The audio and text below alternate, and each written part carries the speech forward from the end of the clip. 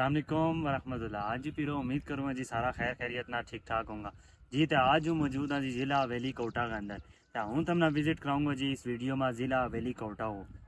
तो पहले यो एरिया है जी हमारो ज़िला हवेली को एक ग्रा अंदरूट यो एरिया है जी। यो तम जो नक्को देखेला है रोड देखेला नक्को क्रॉस करना नाल यो एरिया है जी ख्वाजा मोड़।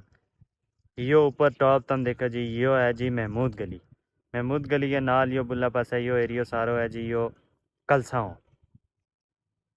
यो सारो एरियो तमाम यो रंगड़ तक यो जड़ो है यो कलसाओ है। यो है जी यो कलसा तो बाद यो एरियो बोलो यो है लोहिया। लोहिया क्रॉस करें यो एरियो है जी अगे ये है तुम देख सकें जी यो एरियो है सारो बदाल।